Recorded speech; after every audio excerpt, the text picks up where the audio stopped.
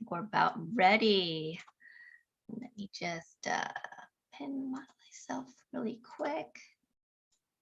Hello, everyone. Welcome today to today's Community of Seven talk. Today we'll be talking about everyday equity, how to use coaching to support diversity and inclusion with Carl Desir. He's also a dear friend. So excited for you to meet him. Before we start, a little housekeeping about these Let's Talks.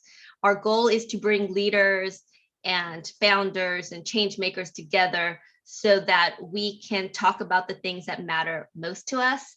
And so please introduce yourselves in the chat or in the comments. Please tell us your name, what city you're coming from, if you'd like, what city, provide your LinkedIn profile so you can connect and network with other people. Our goal is to create a community here, outside and inside these Zoom walls. And for those who are watching this via live stream on Twitter, YouTube, Facebook, etc., we want you in the conversation as well. So in the comments, do the same, introduce yourself, your name, your city, all that jazz. And if you want to network, put your LinkedIn profile as well. So I'm going to ask you a few questions. I'm not gonna normally do it in gallery mode so you see everyone, but these are kind of personal questions. So I want you to maybe type yes or no in the chat, if the answer is yes. So this is like a quick quiz we always do at the beginning. Or if you want, you could raise your both hands like this as well, but I'm just gonna spotlight me for this one. Raise both hands like this or type yes in the comments, even if you're on live stream as well. How many of you have ever been made to feel like you don't belong for whatever reason, right? In any situation, in the neighborhood, your friendships, work. How many of you have ever felt that to feel like you don't belong? And you could type in yes or no in the comments. Next question. How many of you have ever been made to feel like they don't belong because of socioeconomic status? What you have or what you don't have, your education, your religion, your abilities. So you can kind of consider your abilities based on disability or just abilities in general, your race. And in the comments, if you can type the answer to this, how did it make you feel? How did it make you feel? And feel free to press send on that as well. Okay, less human, inferior, defeated. Thank you so much for your honesty, everyone, on this. Less human, alone. Yeah. I mean, and I think what's interesting about this is that we have all felt this experience of not feeling like they belong or been excluded. For some of it's our race, for some of it is for what we wear or what we don't wear, whether we have gravitas or executive presence, whether we have an accent or not. And I think this broader conversation that we have today, I think that's why it's so important to and that's why we have Carl here today, to really talk about how we can create everyday equity in corporate America, but also in the world, right? And some of us are leaders and founders, but some of us are just individual contributors. And I think the key is that we all can make a difference and we all have the power to change things. Before I start this conversation, if you don't mind, I'm going to tell you a quick story that has nothing to do with DEI in corporate. But when I was in grade school, it was about third grade, my favorite teacher was Miss Wilson. And the reason why I loved her was that she made everyone feel special. She made everyone felt like they belonged, that my voice mattered, even though I was English as a second language. I was in ESL at the time. She didn't have any favorite students. She created a classroom where everyone felt like they mattered. And it was a culture of kindness and acceptance. It didn't matter what shoes you wore or what clothes you wore. She really focused on looking at each individual child and seeing their strengths and letting them know that their weaknesses could be improved upon. And, at that time, I was, she saw past the fact that I was this poor kid in ESL who got free lunch and who came from, refugee parents. So after her, I had many teachers. Many of them were okay, but some of them made me feel less than, that I didn't belong, that I was stupid, that I wouldn't amount to anything because I was this immigrant child that was poor and on the shyer side and on the quiet side, because I couldn't recite my ABCs and spoke in chopped up English. But that one experience with Miss Wilson in the third grade was my base. It was my foundation. It was my safety. And because that one teacher believed in me, I started to develop myself and my confidence, and I started to, move forward in the world like I belonged. And that one experience that changed the trajectory of my life, and kind of how I saw the world, and I ended up going to Stanford and Harvard despite being called stupid and being told I couldn't because I was in ESL for most of elementary school. And so going into why this conversation is important, DEI is not just for a certain group of people. DEI is not about meeting quotas.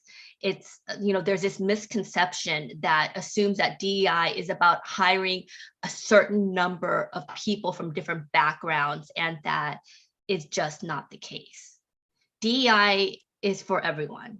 DEI goes beyond, quotas, and what it really is about creating a culture that values and supports people from diverse backgrounds. It's about making everyone feel welcome, regardless of their status in life, their gender, their race, abilities, sexual orientation, and the list goes on. And it's not just a trend or buzzword. It's not just a nice to have. It's not just even, an effort to make a more equitable and just society. Businesses need it today. DEI, is not about being politically correct.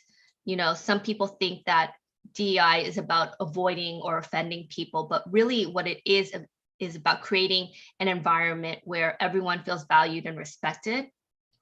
It's about, it's not about, DEI is not a luxury, but it's about creating organizations and communities where people uplift each other. And research has actually shown that companies that prioritize DEI are more innovative, productive, and profitable, increases financial performance. McKinsey had a study that showed that companies that were in the top quartile for gender diversity on their executive teams were 25% more likely to have above average profitability than those on the lower rung. A Harvard Business Review found that diverse teams make better decisions than homogeneous teams by up to 87% of the time. A Boston Consulting Group study found that companies with more diverse management have 19% higher revenue. And, not just from a top-down company perspective, but in terms of employees. There was higher employee engagement. A study by Deloitte showed that cultures with inclusive cultures were 6 times more likely to be innovative and agile, and 2.3% times more likely to hit their financial growth. There was also reduced turnover. A report by Glassdoor found that 67% of job seekers considered workplace diversity as one of their most important consideration when taking a job offer. And here's the thing. Promoting DEI is important not just for the workplace, but also for society at large. And research has actually shown that inclusive communities have higher levels of social cohesion, lower levels of prejudice and discrimination, and better outcomes for all members. So these statistics show that DEI is not just a moral imperative, but it's also good for business. It's a strategic advantage for companies. And by promoting DE&I, we can create a more inclusive, productive, and prosperous community. So that's why I'm so excited to have Carl today. But before we begin, in the chat or in the comment, if you're watching this via live stream, I want you to answer this question. Don't press send until I tell you. What does diversity mean to you? And why is it important for our society? Type that in the comment or the chat. If you're watching on the live stream, I want you to do the same. What does diversity mean to you? What does diversity mean to you? And why is it important for society? I'm going to give you a little bit more time to answer that one because I know that's long. Okay. 5, 4, 3, 2, 1. Press send. Okay. Valuing all people. And thanks, David. I did have a marvelous teacher. Press send if you haven't. I know that was kind of a long answer, right? I probably should have given you more time. Diversity means that I am seen and heard and that I matter. Oh, that is so powerful. Diversity means that I am seen and heard and that I matter. Everyone being seen, heard, and felt. I love that. And, as I'm reading this, it really kind of makes me think. We make diversity, inclusion, DEI so complicated, but what we're really trying to create is an environment where people feel like they are heard and that they belong, regardless of race, regardless of gender or socioeconomic. And then you wonder, how can that be political, right? But people make it political. Everyone being heard and valued. I see a lot of commonalities in the answers. Thank you so much for that. Now I'm gonna bring Carl in. Let me spotlight Carl. So I am so excited to introduce today's guest, Carl Desir. Carl believes that we all have more agency than we can even ever imagine. Whether he's hosting a podcast, coaching a client, or focusing on organizational transformation, his belief is always front and center. With this belief, he founded the Boom List in 2018 to celebrate and highlight creative thinkers of color across various industries. He is currently the head coach of Homecoming Coaching. He partners with clients to discover their creative process to find action towards their purpose. His career began anchored in strategy with his work as a strategist as JWT and translation.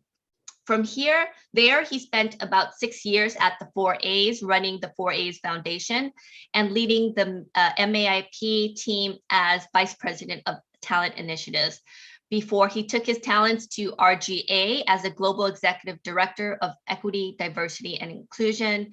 Most recently, he served as a Director of Inclusion Strategy at Netflix, where he worked with leaders across marketing, publicity, communications, and awards, coaching them to help business leaders move into alignment with who they are, supporting companies as they navigate their DEI journey. He is a graduate of Harvard University with a degree in economics. He continued his education at Miami's Ad School Network boot camp for strategic planning and got his coaching and transformation certificate from Leaderships That Work.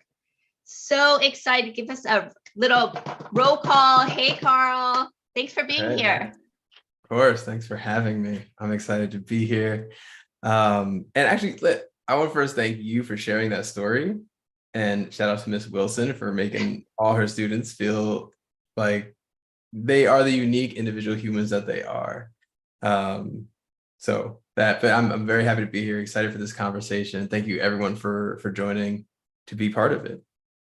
And think about how different our world would be if we had a Miss Wilson in all of our companies and all Yeah. of our schools, right? It's just Yeah. it makes me think, like, because she literally changed my world, but she not just changed my world, she changed everyone she touched. And then we all become like kind of a vessels to make change, Yeah. right? And I think that's important because when we talk about everyday equity, and it's not just the person in your organization who has a title, with DEI in it, we all Yeah. have an opportunity to make that sort of Miss Wilson impact in somebody's life by something we might not even realize we're doing, right? But if we think about, I wrote this down as you're talking, as DEI is not something that we kind of do, but it's the way we live, Mm, right? So we yes. live this kind of embrace this kind of DEI philosophy, right? And then it becomes a little less, uh, what's the word I'm looking for? I'm drawing a blank, but overwhelming in how to Yes. approach it. It just becomes part of our everyday. Well, I think there's this misconception that, oh, well, I'm not a DI Mhm. practitioner. I'm not in a leadership position. I'm maybe an individual contributor. And I just recently did a keynote with Mita Malik, my good friend Mita, and Mhm. she's releasing a book, um, 13 myths on DEI that's coming out, Mm. which is amazing. But one of the things she discussed was that um, change happens on your dining room table. It's not just about, what we do once we get to work, right? It starts with who are your friends, right? Do you have diversity in terms of your friendships and the connections you make? And she quoted a stat, which is like kind of breaking down how many white men and what their social circle was, and it was very like homogenous, right? And same thing with African American community as well. I don't know about the other stats for other races or religions, but like we tend to kind of congregate, and not make connections with people who are a little bit different than us, right? Yeah. And if you don't have that at home, how do you bring that diversity and experience, a diversity of connections into the workforce, right? So Mhm. you've worked in various DEI roles at different Well, organizations. man, can I just before you get into Yes, that question, sure, sure. I saw David said in the chat on Zoom, hopefully DEI comes naturally to us. And I mean, yes, that is the hope, right? And what you just mentioned and what I've seen is that I was going to save this, as that last little thing, but DEI is evolutionary, right? If you look at based on what you just said, we actually have to work in some cases to get a mix of people, gender, whatever it is in our sphere. I was doing a workshop for an organization recently, and there's this like it's called diversity beads exercise that I did with them, where you kind of list the questions and you put beads that represent different races. That we did race here, but you can do gender as well. And you start to see people who are like, as much as they believed in DEI more, when they look at how they grew up. So basically, stuff out of their control, very homogenous. And as we started getting into things more into their control, that influenced, where they lived, who they associated with, who their doctors were, places they worked.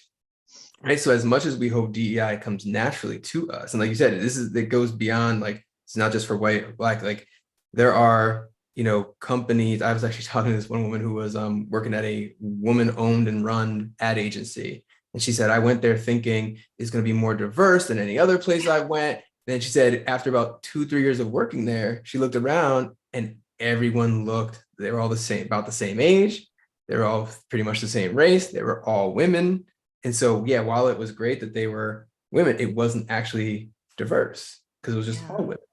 So we all have, this is a muscle we have to build every day, right? To kind of shift and change things that were ingrained in us because it was out of our control, because we grew up in a certain way. We were influenced by our parents and society.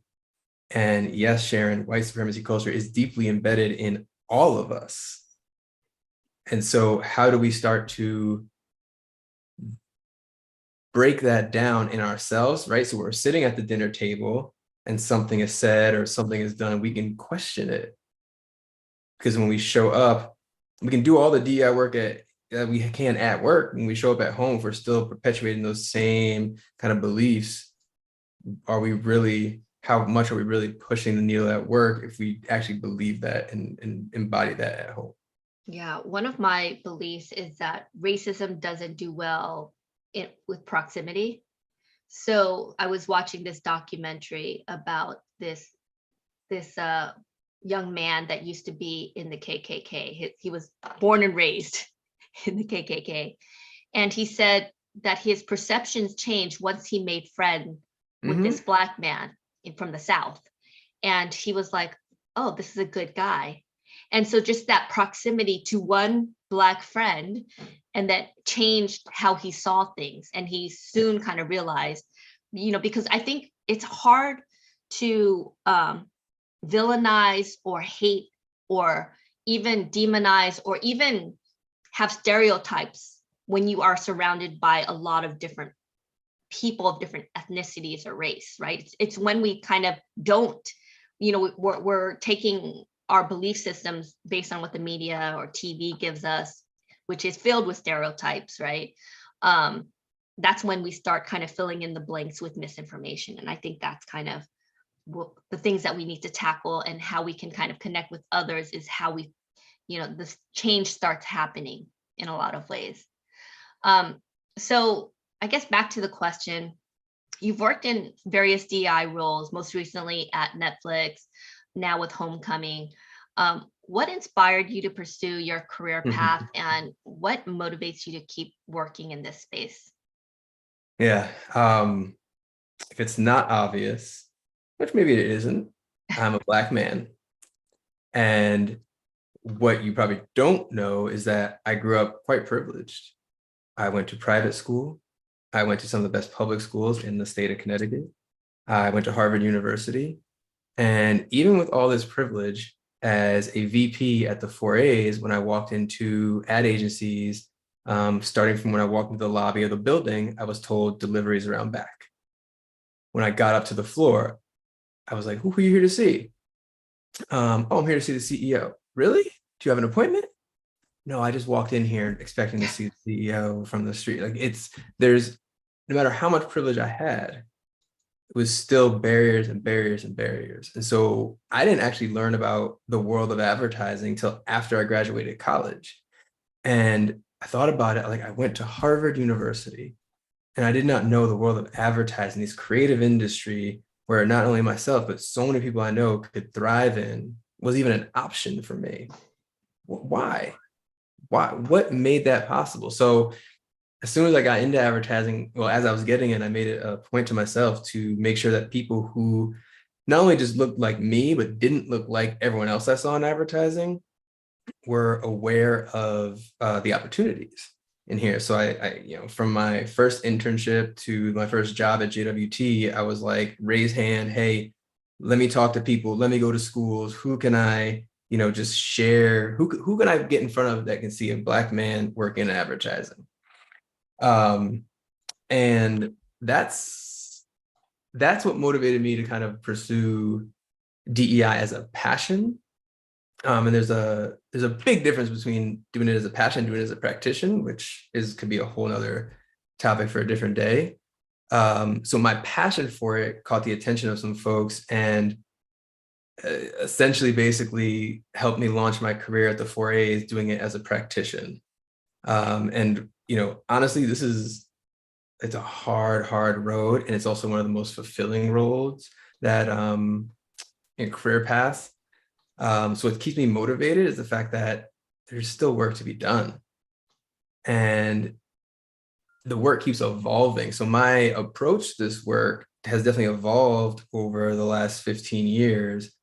And this is actually how I got into coaching, because as I left the 4As, went to my next company and started to actually work with the folks making the decisions at the top around DEI, I started to see how a lot of it was kind of personal blockage that was stopping them from signing the checks, from signing on this contract to actually create the change they said they wanted. And so I started shifting my role in from kind of, working with, sponsorships and bringing in training, still did all that, but really started more to focus on the individuals that were there, right? Because as we were just talking about, like, if you're saying one thing, but the actions aren't happening, what's actually going on with you? What are your beliefs? What are your limiting beliefs that are preventing you from actually creating the change you want to see? And then that got me, that's another story for another day, but I got into the coaching and trying to, mix the two worlds of the DEI and the coaching from there. And honestly, that's how I got in there. And that's also what keeps me motivated, because there's, I have a 10-year-old daughter, and she's growing up in a very different world than I did. And there's still, as we all know, a lot more work to do. Yeah. Can you, so you've been doing this for over a decade now. Can you provide some examples of successful DEI initiatives that you've implemented in organizations and what made them successful? Because I think that it's kind of, I think it's powerful when you see it in action, right? Yeah. I always chuckle at this question, because first off, the idea of success is different in every place, because every company is on a different spot in their D&I, journey, right? And also, I've seen this happen, like what worked in company X might not work in company Y, right? So if we start with the definition of success, that really, like, a person comes from, where is that company? So the initiatives that have the most success are rooted in actually the truth of where that company is, what they need to do, and what's actually what they're able to do at the time, right? If you're in a small company of 5 to 10, you're only going to do so much compared to a company that has 10,000 people or more in it, right? And also, what is success in that moment versus long-term success, right? These are the questions we have to ask to make sure the initiatives, because, like, I worked at the 4As and I ran MAPE, the Multicultural Advertising Intern Program, an amazing program that pipelines, hundreds of young, hungry people of color into advertising. As an agency, just saying, all right, I'm going to do MAPE and think that's going to be successful in solving all your DEI issues.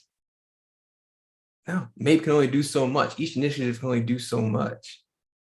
So really, it's about, I think, one example is like, one company helped really evolve their employee resource groups, right? And really make them business resource groups. That's where they were at the time, right? But what we had to do with that was actually understand what an employee resource group was, what we wanted out of a business resource group, really get into, and what was actually capable within the limitations of that company. And so I could give examples of things that worked at that time in that space. But really, the idea of success is a question you need to ask yourself and your company. Like, what works for me now? What am I capable to do now? And who can I get to help me now?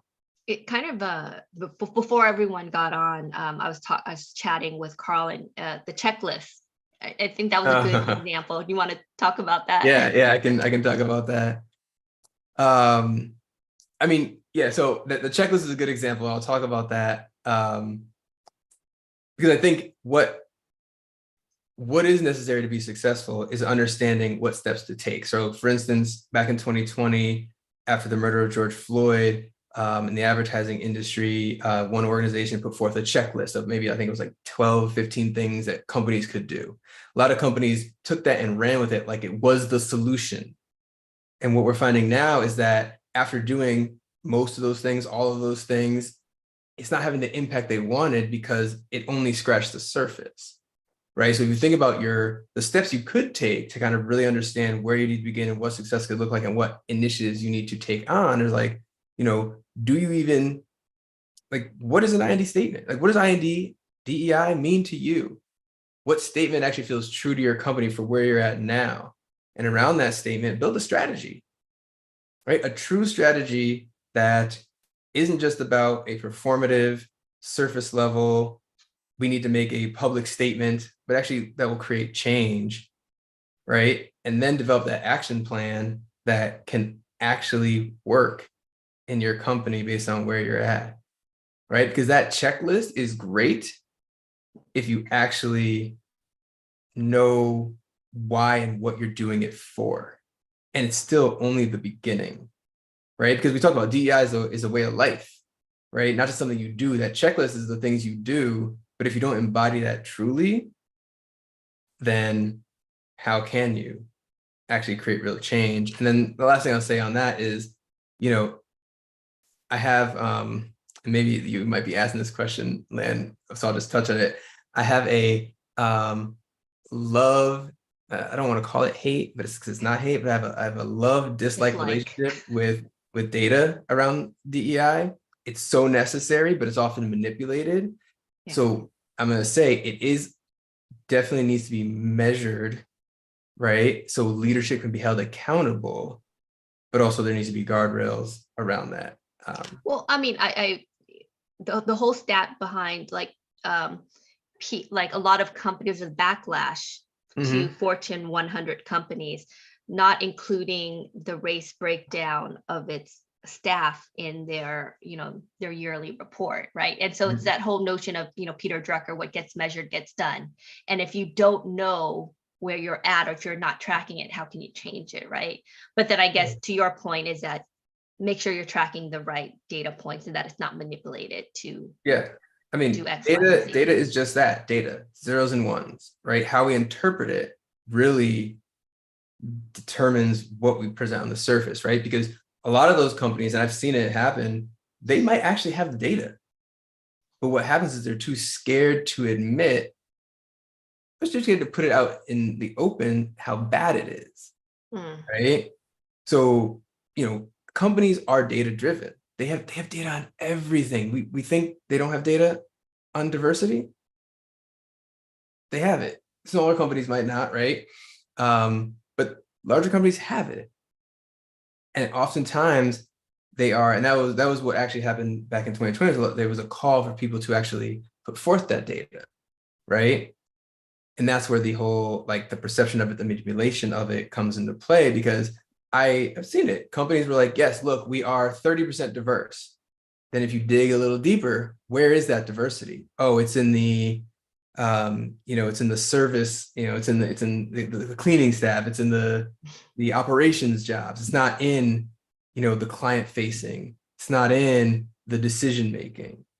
But we're presenting it as we're 30% diverse. Yeah. Right? When actually those decision making roles, those client-facing roles, those creative, advertising, so those creative roles that actually produce the work are not. Yeah, and if you think about even on the creative space, who's making the advertisement that our children are going to see? Yep. Whether it's representation or not, right? And we see the world in the lens of our experience. Yeah. Right. And that's where the idea of, I think, this kind of everyday equity comes in, and how everyone has a role. So I often got asked, especially, over the years, like, I'm just a,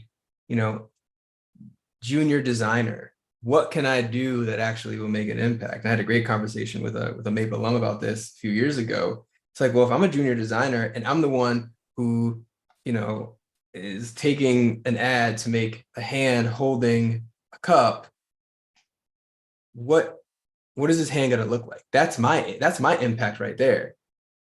What is this hand going to look like? Is it white, manicured this, or is it going to be a different shade of color? Is it going to look like it's a male hand and has fingernail polish on it? That's my opportunity to inject some equity, some diversity, to create a change there. And I'm just a junior designer. And every single position in the company has that opportunity. And it's understanding, what is that for me that can actually make that happen, right? Because you don't have to be a decision maker at the top. Yeah, you should be, and making those changes. You don't only have to be, right? And then you said, I don't have a leadership role. What is a leadership role? What's a leader in the company? Is it just a title? Is it someone who runs an ERG? Is it someone who, actually can sign as a manager? The idea of leader, takes many forms. Yeah, and I love the fact that you kind of mentioned that you don't have to have DEI in your title. It could be you're an HR. Are you looking at historically Black colleges? Are you looking at state colleges? Are you just looking at the Ivy League schools, right? If you are, an individual contributor and you see something, that's said in, a meeting, do you speak up for other people? Who are you advocating for, right? So there's different ways where you can probably, you don't need to have that title. You don't need to be an expert at it in order to kind of infuse this, that everyone has a role to play in promoting DEI within organizations. Yeah. I mean, an example, Len, that I always use is, for various reasons, right? It's everyone's job to make money for a company, not just the CFO, right? But we don't talk about that. We don't have workshops on that. We just expect everyone to do it, right? This is the same thing. I mean, I've seen companies who got rid of their head of DEI because they were like, well, it's everyone's responsibility. And then no one knows what to do because nobody, again, has been taught, has made an effort, has really kind of made this part of their day to day. We all can do it. We need the help to do it, right? There should be someone in charge, like a CFO, right? Head of diversity, but it's not only the CFO's job to make money for the company. Like it's not only the head of diversity, equity, inclusion to make the company more diverse. And if we start to, not only take the approach that, yes, it's everyone's responsibility, but we're all accountable for it as well, then it starts to slowly shift. What do you think some of the biggest challenges you see organizations facing when it comes to building a more inclusive workplace, and how can these be overcome? Such a big question. I mean, I think touching it a little bit, right? It's the fear of actually admitting that you need to change, that you're doing something wrong, that you don't know it all, that you can't handle it all, that you've done something wrong. Companies who can't admit that and start to make change in that will always struggle because it's always going to be a little bit more performative, right? Companies who can't stand up to the clients and say, this goes against our values, so we're no longer going to have you as a client, even if it means making other hard decisions.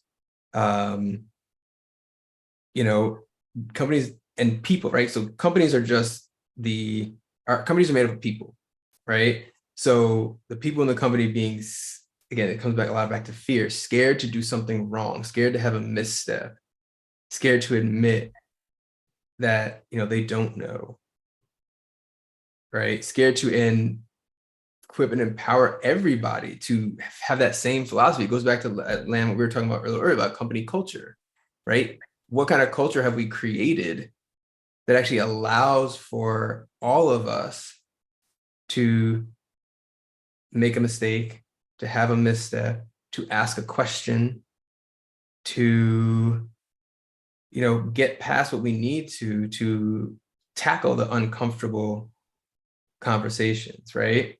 Yeah. Because, you mentioned, some of the jobs, like recruiting, for instance, how do we get past the fact that like, I need this job filled yesterday. And so what do people do? They resort back to what they know. And that's looking for someone who looks like me, who fit this job before, this, that, whatever, versus actually being able to take the time to not just go visit different schools, different places, but build relationships, understand what those communities need, right? Because if you think about not just changing behavior, but changing policies, it takes time. And it takes a really brave people and companies to admit that what we have been doing, even though we might have been successful, is actually not working for actually where we want to go in the future. Yeah. So one of the challenges when I talk to leaders and just people trying to implement change within organizations is that, many organizations, when they're trying to implement DEI, one of the issues they find is that the conversations can sometimes get contentious, uncomfortable. You know, how do we create a culture where everyone feels comfortable having these tough, difficult conversations? And I'll give you two examples. You know, I recently spoke with Mita, and she kind of gave this example of they were implementing an unconscious bias training. And one of the senior leaders, who's a white male, spoke up, and he was basically saying, this is BS. You know, just because I'm a white male doesn't mean that I grew up poor. I grew up in a single family. You know, I had hardships. You know, just because I'm a white male doesn't mean I come from a privileged background. So that was kind of one story. The other one was I used to be the general manager of See Her, which is the gender equality initiative for the advertising industry. And whenever I would come and present, I would always see some like discomfort in the room. And one of the things I'd always open up with is men aren't the enemy, right? This conversation is not by villainizing anyone. It's about basically, how do we create this environment where everyone feels like they have a voice, and that we can make a more equitable world. It's not about demonizing anyone. And I think there's a sense that, especially I feel like with white males, they've been, villainized, to some extent, white females. Like, how do we make it so it's less contentious and that it's more collaborative? Because I'm a firm believer that creating a community of belongingness means everyone. It's not about making one group wrong, right, and one group right, because I don't think that's what we're trying to get at. Yeah. I mean, this is all right, let's just be real. Yes, we don't want to villainize, but we have to admit that some people have done some villainous stuff, right? That person you were talking about before, who's like, well, I grew up poor and this, but that doesn't exclude actually your privilege from being a white male. There's a lot, again, this goes back, there's a lot of just owning and accepting the fact that because of the skin color you have and the gender you associate with, you have privilege no matter what your socioeconomic status is, no matter anything else, you have that you have privilege. And recognizing the history of the fact that, yeah, people who look like you, and probably yourself, even yourself, maybe you haven't done as villainous, but there's some villainous stuff in there. And if we can't sit there and acknowledge that as a beginning, because what I heard in that story, you said, was a lot of defensiveness, right?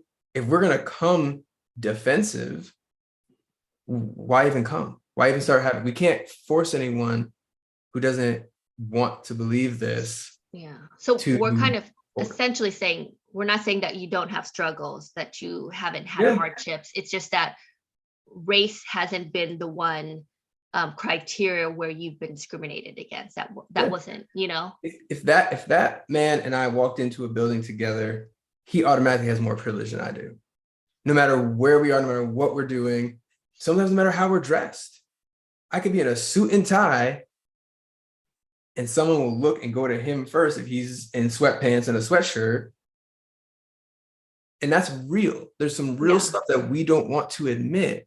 And it's so hard explaining to someone sometimes too, because I remember, I led a really huge team at this company, and I walked into this presentation at a spirits company, and one of the person who reported into me was 6 feet tall, white guy. And whenever we would go into rooms, they would like 100% of the time look at him and assume that he was the leader. And he would just look at them and say, no, that's my boss.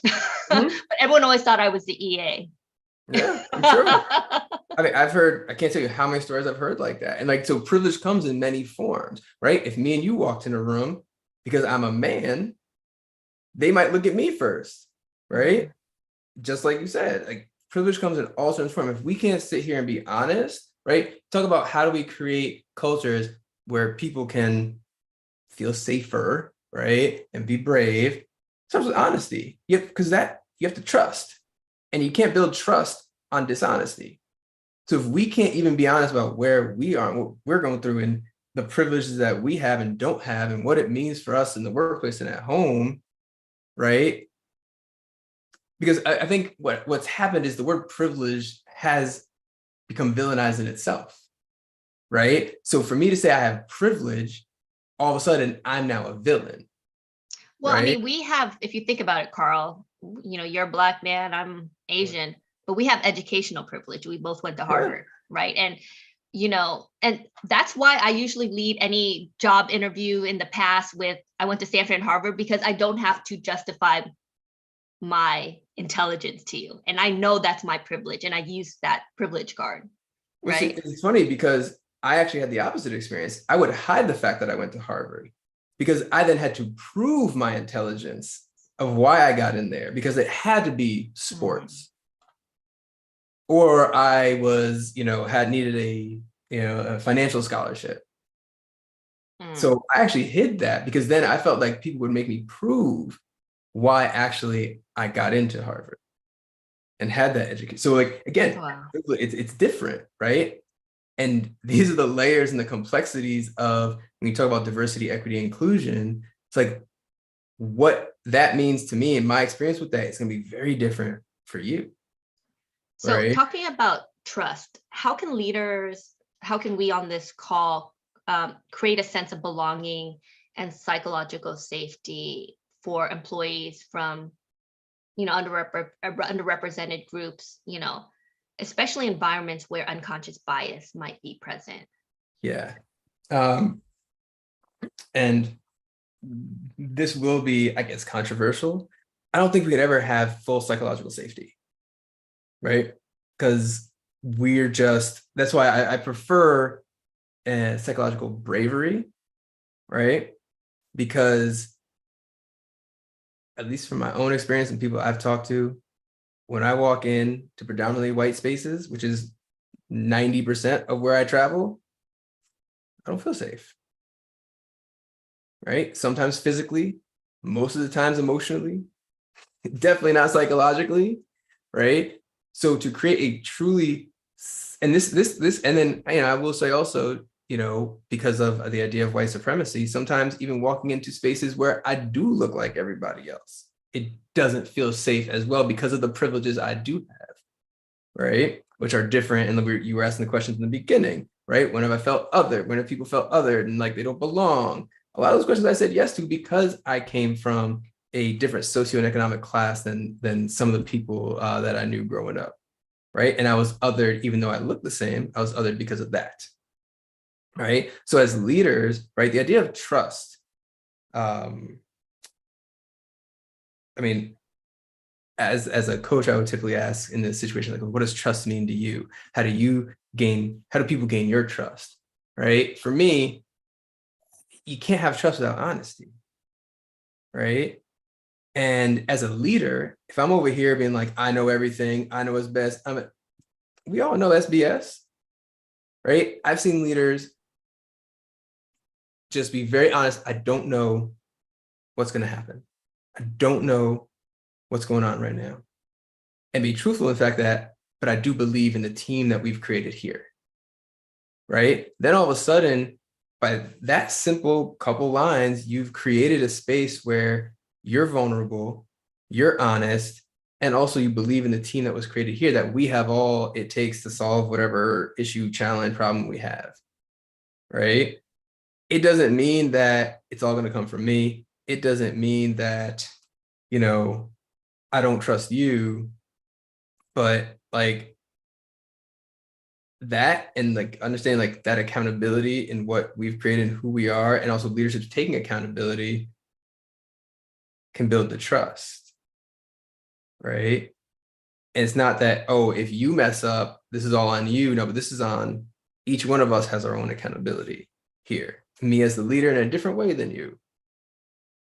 So knowing that, right, let's say like psychological bravery, you create a space where I can speak up, I can come with an idea, I can have a misstep, and I know or believe that I'm not going to be punished for it, but we're all going to work through it together. Now, that's the ideal state. It takes a lot of internal work as a leader to get there and to release some control and to actually, as a leader, if you build a team and you don't believe that the person you just hired could actually do what you hired them to do or help solve this problem, then you failed as a leader.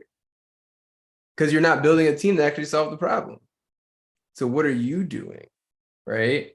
And I think this idea of like trust, like we're talking about DEI, it's like it's a constant investment. It's not you do one thing and then you're good forever, right?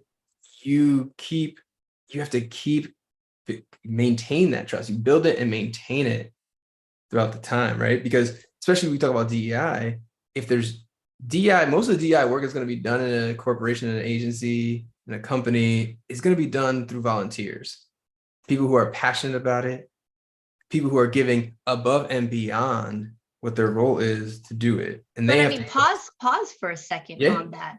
What if we were to kind of like, oh, well, let's entrust our financials to people who are passionate about numbers. No exactly, business would do that. exactly, Right? exactly, Right. right?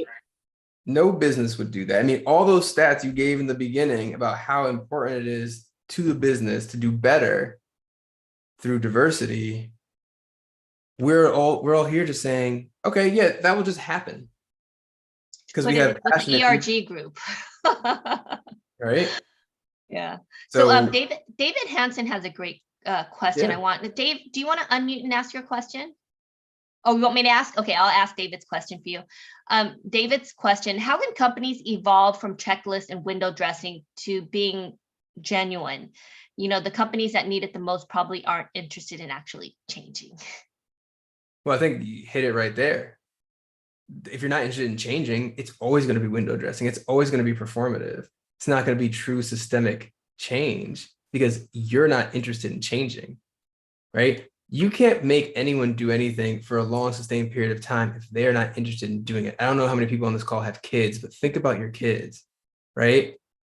You tell them to clean their room every day. How often do they do it by themselves? They have no real interest in cleaning their room, right? They're not going to change for that. And then the myriad of other ways we try to make our kids change and grow this until it actually impacts them, no one's going to change, right? So what we see is we see companies, right? Saw in 2020, companies need to make a change. Society said it. So what did they do? They're like, okay, how do we appease society?